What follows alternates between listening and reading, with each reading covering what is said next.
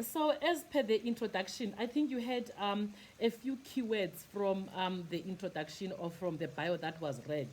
And I'm going to just repeat those words so that I prepare our participants for the next few minutes. In my bio, the words sex, reproduction, sexual orientation, and gender identity appear. I just want to first begin my presentation by thanking the church for inviting me. I would like to convey my greetings and gratitude to the Archbishop Thabo Mogoba, the Bishop of the Diocese of Pretoria, the deans, the canons, rectors, fathers, the deacons and princes, and all our lay ministers who are with us today, and also to the congregation at large and any visitors who may have joined this session. So when I was being invited to come and contribute to this conversation, I did ask, because I normally do, so what would you like me to talk about? What is the angle? What do you want me to say? And there was no answer to this question, but the answer was somehow, we just want to know as a church about gender-based violence. We want to know what can or should the church do in the fight against gender-based violence and femicide. So I was given, an open invitation without a particular focus, which is a very difficult task for the work of gender-based violence because it is very broad. And the difficulty with the church asking the question, what can the church do in the fight against gender-based violence, is that very often the church is implicated in institutions that we believe contribute to the problem of gender-based violence and femicide against women. I will emphasize against women, because I am sure there are people who are in this conversation today, but also others who will watch it later, who will also ask the question, but what about violence against men? So I already want to make a disclaimer and say this conversation is about gender-based violence and femicide against women. Of course, other institutions more or less or equally contribute to the problem of gender-based violence. And members of the church are also members of these other institutions. So how then should we see the role of the church, both as contributing to gender-based violence or as contributing to averting gender-based violence? I think if we want to answer this question, it's very important that as the church, we first begin by imagining who is the church. And by that, I mean, who makes up the church? Who are the members of the church? Who are the leaders in the church? So what I do mean when I say members of the church are also members of other institutions that contribute to the problem of gender-based violence, femicide against women, is that an overwhelming number of human beings identify with one religion or the other. In South Africa, the majority of the population, according to research, identifies as Christian. Yes, they may not go to church, or some may visit church during Easter for amazwe asixhenxe, but we know that their lives are heavily or conveniently influenced by the church doctrine. Who are these people who identify themselves as Christian? And maybe Anglican, if you want, because today this invitation comes from the Anglican. I want to begin my conversation by referring us to what I call, or a question that I often ask, which is, when are women safe against violence against women? And my answer to this question is that women are never safe. From birth to death, we find that women carry the risk and walk with the risk for violations. In terms of our police records and the judiciary records, we know that one of the youngest victims to have been victims of rape in South Africa was a 2-month-old baby. And in that incident, a 29-year-old woman aided her husband to commit the crime. And these are very important. A 29-year-old woman assisted her husband to commit the crime. I do not know if and where this man worshipped. I do not know if and where this woman worshipped, but we do know that the majority of South Africans identify themselves as Christians. I also do not know if and where this couple married. However, I think we all suspect that even if they married at the magistrate's court or had a customary marriage, the basis for them to get married somehow had a conviction that marriage is the ultimate goal for cis-hetero adults. And this is a conviction that is a stance that is taken by the church, that marriage is the ultimate goal. Yes, some members of the church may disagree with that, but generally, that is the stance that the church takes, that cis-hetero adults will get married. In the book, A Magnifying Glass and a Fine-Tooth Comb, which is a freely available ebook, you can download it if you go to the University of Pretoria's website and you look for Just Gender, or if you just Google my name and surname and you type the title, it will lead you to the book, and the book you can download it and read it for free. I address this and I say this is an assumption that we make. We make an assumption about cis heterosexuality, and we make an assumption about the path that adolescent girls and young women will follow, which is that of cis heteronormative life that results in a marriage. So, who are cis hetero adults? Because we have a diversity of participants in the webinar today, perhaps it's important that I pass and talk about what we mean by cis hetero persons. So a cisgendered person is a person whose gender identity, a man or a woman, follows the sex description at birth. That sex description would have been a male or a female. Cisgenderism is responsible for corrective therapy against human-born intersex persons. I am not going to talk about intersex persons today, but I do want us to leave this conversation knowing that this corrective therapy against people who are born intersex is a form of structural violence, which is also an example of gender-based violence against human beings, but I'm not going to go there. And we do know that it is a form of violence that is supported by the state and also by the medical profession. Cisgenderism is the basis for the church and other institutions as well, such as culture, families, the judiciary, believing that adult men and women should marry. Marriage is inherent in the human being, according to people who subscribe to the idea of cisgender. Marriage is seen as the utmost indication of achieving adult or adult-like status, if you want. And cisgenderism is the reason why we have protracted debates about whether people whose gender identity does not conform to cisgenderism should be married in our churches. Now, I've talked about cisgender. Remember, you may be cisgender, but you may not be heterosexual. So I just want to now talk about what we mean by a cisgender and heterosexual person.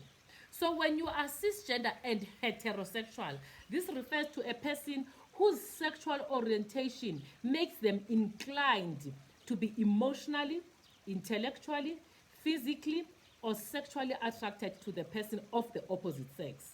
Now, cis-heterosexuality is the basis for the church and these other institutions that I made an example about: family, judiciary, our schools, our culture, believing that men and women should marry. Not only should they marry, but they should marry each other. So they should marry the opposite sex and have offsprings. So finding and keeping an opposite partner becomes the ultimate goal and a norm in Christian life. Cis-heterosexuality is the reason we have protracted, never-ending and emotive debates about whether human beings whose sexual orientation does not conform to heterosexuality should be married in our churches. And yet, this is very important for our understanding of gender-based violence and femicide against women. Women, girls, young and old, are not safe in the hands of cisgendered people. Girls and women are not safe in the hands of heterosexual people. The majority of perpetrators of gender-based violence against women, including domestic violence and intimate partner violence, are cisgendered heterosexual men. And I want us to think about this and what it means for our conversations about gender identity, sexual orientation, and gender-based violence. And we know that it is true that women are not safe in the hands of cisgender heterosexual men, because it is highly unlikely that the 24-year-old man who was arrested in Galishwe in Kimberley for raping a 6-year-old baby was attracted to a person of the same sex. It is also highly unlikely that educators who harass, who date, who rape schoolgirls are attracted to members of the same sex. It is very unlikely that lecturers who harass, who date, and rape students at colleges, at universities are gay. It is very unlikely that the police instructors who take advantage and demand sex from newly appointed female police trainees are homosexual. It is very unlikely that supervisors, managers, employers who harass reserve jobs, facilitate promotions for women who sleep with them are attracted to members of the same sex. It is very unlikely, brothers and sisters, that the businessman who harasses, who dates, who facilitates business deals for women who sleep with them for opportunities to sit in boards, to get tenders, and other business opportunities are gay men. It is very unlikely, brothers and sisters, that the clergy, lay ministers, deacons, fathers, rectors, canons, priests, deans, bishops, and all who bully, who harass, who date women are gay. Unless they are bisexual. Yes, we could then say they probably are. And when I highlight these incidents of gender-based violence against women, I am not making an assumption or a statement that gender-based violence and femicide only happens in the cisgender heterosexual population. But we know that the levels in that population are much higher. And because they are much higher, it's very important for us as the society and as a church in particular to pay attention to who are our cisgender heterosexual men and why do they behave in the ways in which they behave. So what are these ways in which cisgender heterosexual men behave? We define violence against women as a phenomenon that is deeply rooted in gender inequality. Gender-based violence is violence that is directed against a person because of their gender. So we use the term gender-based in this definition so that we emphasize and highlight that many forms of violence against women are rooted in power inequalities between men and women. And I've highlighted them with the examples that I've just given. Violence against women refers to any act of gender-based violence that results in or is likely to result in physical, sexual, emotional, psychological harm and suffering, or financial suffering for women. And this includes threats of acts of coercion, arbitrary deprivation of liberty, and whether it is occurring in public or in private life. Cisgender heterosexual men may perpetrate gender-based violence as individuals. However, it's very important for us as a society and as a church to always remember that they act as members of the social group, and that social group is called men. The widespread participation of men in various forms of gender-based violence against women suggests so. And so is the widespread bystander behavior, the inaction by other men who may be aware of violations, just like Jonadab knew in the 2nd Samuel 13 when Amnon planned to defile Tamar. And that story is a very common story in our society. We know of many Amnon, but not only of the person who commits the crime, which is Amnon. We also know of Jonadab, another man who knows of the crime when it is about to be committed, when it is committed, when it has been committed. And that man stands by and does not act against a fellow man. And that is why I suggest that gender-based violence is or appears to be an individual act, but it is not an individual act. And that is why some women who work in the space of gender-based violence, when there was a hashtag, I think it started last year, if not a year before last, about men are trash. And then men were up in arms. No, not all men are trash. Of course. But men act on behalf of a social group called men. So if not all men are trash, why do we not see you not acting like Jonadab? Why do we not see men acting against Amnon when they know that there is an act of violence that is being committed? So the widespread failure to apprehend, to bring to trial, and to successfully prosecute perpetrators of violence suggests that men do not act as individuals, but act as a collective. And we know that most of the human resources that works in the criminal justice sector are men. So why does it surprise us that only 8% at the far end of all the perpetrators of gender-based violence will ever see jail? In this country, research suggests that only 8% of perpetrators of violence have been to jail. But between the day that the incident happens or the crime is committed and the day of the judgment, a lot happens, and a lot of men are involved in that story. So whether this person will be apprehended, there should be a police, and most of our police are men. Whether this enough evidence will be collected so that there is enough evidence to prosecute, there are prosecutors, and we know that most of them are men. And once it has gone to court and there is a trial, we know that most of the people who sit in court and participate in that trial are men. So in fact, men act in favor of each other as a group, and that is why we still have a very big problem with gender-based violence, not only in South Africa, but in other countries as well. When men as a group, I'm trying to explain gender-based violence and why, if you think about responding to gender-based violence as a church, you should not think it is an individual matter. We should not look at one person in church that we know had raped or had beaten their wife, but we need to think about our everyday actions as human beings, but in particular for today as men. When men as a group vote against contraceptives, though only women need the opportunity to use contraceptives for family planning, but men will vote as a group against contraceptives. The very same men, we don't see them voting as a group and demanding paternity leave so that they can assist their partners with child rearing. Why?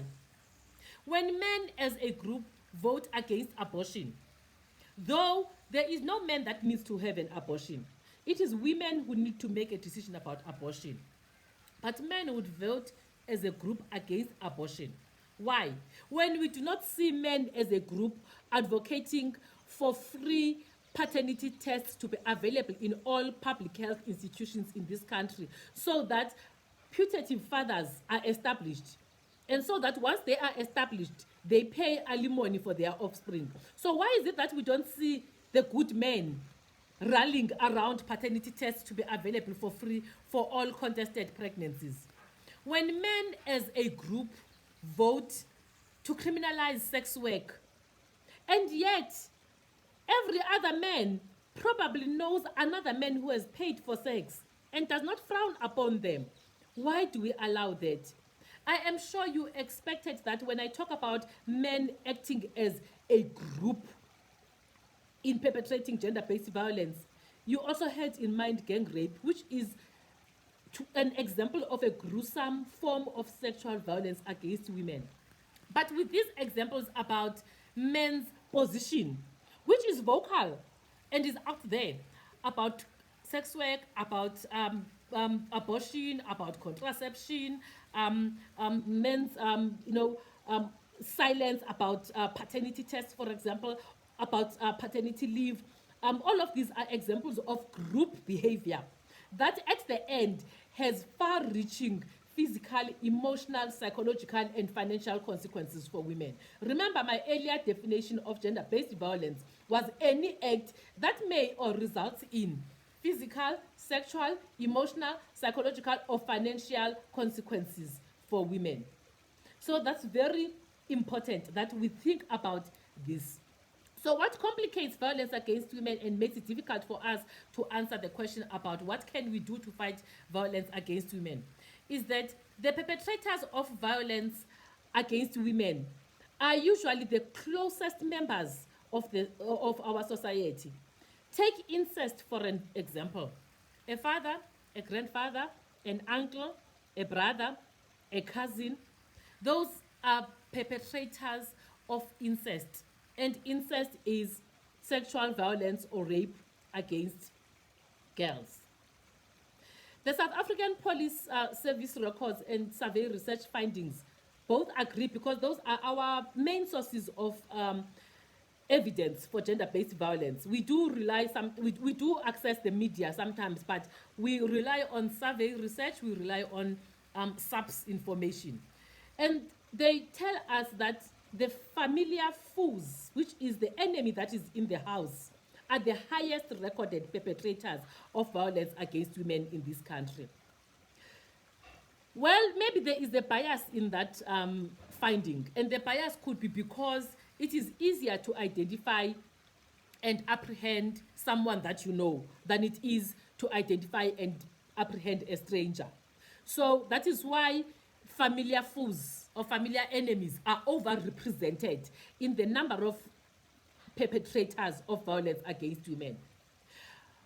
But still, it is strange that the persons who are meant to protect women are the ones who put women's lives at risk. We can tell girls to not talk to strangers, but it is very difficult for us to tell girls to not talk to their cousins. We can tell girls to not talk to strangers, but we cannot tell schoolgirls to not talk to teachers.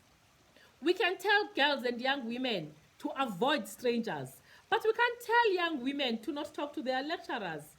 We can tell young women to avoid strangers, but you cannot tell women at church not to talk to their fellow brothers in the parish. So how do you tell a supervisee to not talk to their supervisors at work and not risk being charged with insubordination? How do you tell a woman to take a taxi but don't talk to the taxi driver? So there's very little that we can do to tell women about what they should do to protect themselves from gender-based violence. But there's everything that we now need to do to tell men not to violate, not to perpetrate violence against women. Men are the ones who make women's lives extremely difficult. Gender-based violence and femicide corners women and leaves women with very few, if any, options. And that is why it might appear as if women participate in their own violations. It is because women have to contend with and bargain with patriarchy all the time. Women have to decide whether it is worse to be raped by your husband or by your boss. Because if you remain married to your abusive partner, then the world out there might respect you a bit, because at least you are still confined within the tenets of patriarchy. What the society is interested in is that women should be confined within the tenets of patriarchy. And when they disrespect or when they don't value, because even in expressions of masculinity, for people who do work on masculinity, I don't, they talk about different levels, if you want, of masculinity and how masculinity is expressed. And even there, when the men in your life, whether it is your father, it is your uncle, it is your brother, it is your husband, or it is your boyfriend, is valued less, then you become an easy target and an easy victim. If your parents are not working and your father does not have the financial muscle to send you to school, then the teacher sees it fit to offer you help, because they could see that in this township or in this village where we stay, your parents cannot afford, even though there is a man in the house, but they see it fit to intervene and offer you some help in exchange for sex. If your husband is a drunkard and everybody thinks that they don't respect your husband, they see it fit to intervene. If they think your boss is too soft and does not make advances on women, your other male colleagues will take the space, because your boss is the one who is not known to be doing what other managers are doing. So if your male boss is not known to be the manager who preys on colleagues who are women, then the others might think that there is a gap, and so they fill the gap. So I once heard this, which I'm going to have to share. And I have not told the person who told me this. That's very problematic, and I really would have loved to know what they said in response to the person who told them this. So I once hosted a group of clergy, because I knew one of them. And we had a good time, and they left. And the one that I know, a couple of weeks later, thanked me for for having them at my house, and says to me, "Oh Mzi, udini yazi uba udini ebesithi itheni ngathi ayibiyelwanga nje lendlu kaMzi. Kubiyiwe kapha kwam, you just can't see. So this house is fenced. You just can't see the fence." But what that meant was, Mzi is a single woman. Yes, I am. But I don't need people to come into my space and observe my single status and decide that this house is not fenced. And so they probably need to be the ones who fence this house because it is not fenced. And that is how men behave. And I don't know what my friend, who is also a clergy, said in response to what was said, but it appeared to me, because he was telling me this story jokingly and chuckling. So it immediately occurred to me that he probably agreed with the person that they were having a conversation with, that Mzi's house is not fenced.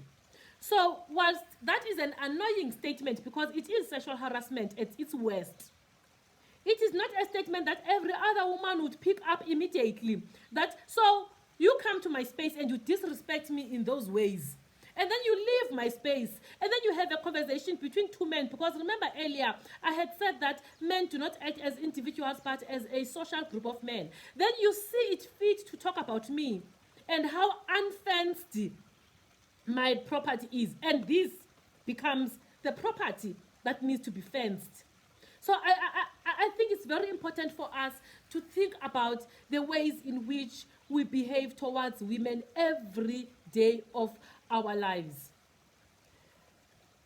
Gender-based violence and femicide socializes girls and women to conformity. As girls grow, unfortunately, their risk for these violations grows. As they leave their homes to participate in the public life, whether they go to school or they go to work or they play outside their homes, their risk, remember, the risk starts within the home, as I've explained, but the risks increases as they leave the home to go and play, to go and study, to go and work, and they get involved and exposed to various forms of violence. Because we live in a society where the high levels of violence against women render the question, have you ever experienced any gender-based violence, irrelevant for women? That question is a question that cannot even begin to be asked of women. Rather, the question that we should be asking, which of the following forms of gender-based violence have you experienced? Because all women have experienced one form or the other of gender-based violence. And for men, the question, have you ever committed any act of gender-based violence against women, is an irrelevant question, because all men have committed one form of violence against women or the other. The question we should be asking is, which of the following forms of violence against women have you committed? If it is not child sexual abuse, sexual harassment, assault, or rape, women would have been bullied at school by a schoolmate who is a boy.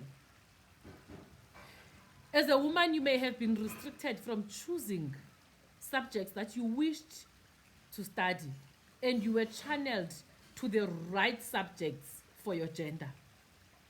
As a woman, you may have been underprepared for leadership positions because the society did not think that one day you would be a manager, you would be an executive, you would be an MEC, you would be a minister, or even a president of a country for that matter. So the level of underpreparedness of women speaks to not only gender equality, but also the extent of violations, structural violence against women. In South Africa, we know that there are women even today who still are not able to own land. There are women in South Africa today who are paid less than their male counterparts for doing exactly the same job. So if you have not been subjected to what we call interpersonal or intimate partner violence, there is no escaping structural violence in this society. We know in terms of prevention, there are messages about how what we know and what we should do. We know there are billboards everywhere that tell us that every 26 seconds a woman is raped in South Africa. But what we need are billboards that tell us that every 26 seconds a man commits a crime of rape in South Africa. We also need to know how many of these go to jail. I think it's very important for women, for accountability. Let's know. We know that every 6 hours a woman is murdered in South Africa. But I think we need to change the narrative. We need to know that every 6 hours a man murders a woman in South Africa. We know that half of these murders, female murders, are femicide. So the difference between female murder and femicide is that female murder is a situation where if there was violence and crime and people were murdered, but we did not know if they were murdered because they are women or men, then that's murder. And then we could say there were so many females. But we know that there are instances where women are murdered because they are women, and we call that one femicide. And we know that about half of these femicide cases occur in intimate partner violence. So we need to know in this country that every 3 hours, a boyfriend, an ex-boyfriend, a husband, or an ex-husband kills a woman in South Africa. And until we change the narrative and we start to use the right language so that men take responsibility for their actions and inactions in relation to gender-based violence. We know that there is a pay gap in South Africa, but what we do not know is which companies are paying women less than men, and how do they manage to get away with that? It's very important that we know which companies are paying women less than men, and we call them out, because paying women less than men is an act of financial abuse. It does fall under gender-based violence, and it has consequences for women. The unfortunate part in the work that we do on gender-based violence is that most of this work gets to be highlighted around the month of August. I am not sure, maybe that is because there is no month called the Men's Month. And so there is no time to highlight men's use of violence against women. And when we use the month of August to highlight victimization and experiences of violence for women, we might be sending a wrong message that suggests that women are responsible for their violations. I see sometimes this month is called the month to celebrate women, and then there's Happy Women's Month every time when it starts, and then Happy Women's Day. But then we need men to take responsibility for the other 11 months of the year, to not relax and talk about men's use of violence. For the other 11 months, that's when we need the churches and the other institutions to rally, to march, to have total shutdown by men, calling out other men, demanding that violations against women should stop. So I have decided that for today's input, I'm going to not be academic so that we have a conversation. And I look forward to your questions and your comments. You may disagree with me on some of the statements that I have made, but I've been trying for the past few minutes to highlight that the problem that we have in our society is men's use of violence against women. Thank you.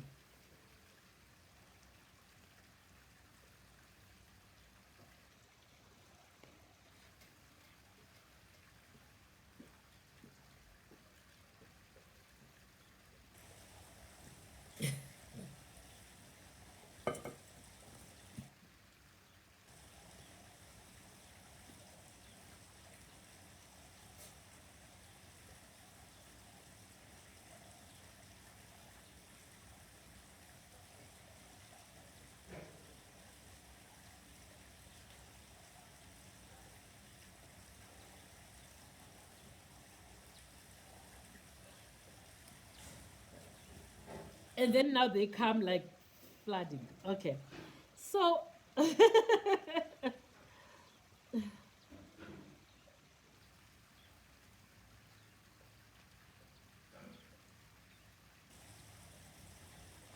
okay, so there's one from Nomtu Sambere. Thank you so much about this clear interpretation of men being complicit in gender-based violence in sexual, reproductive, and health rights. Thank you for the. Okay, so that is not a question, but rather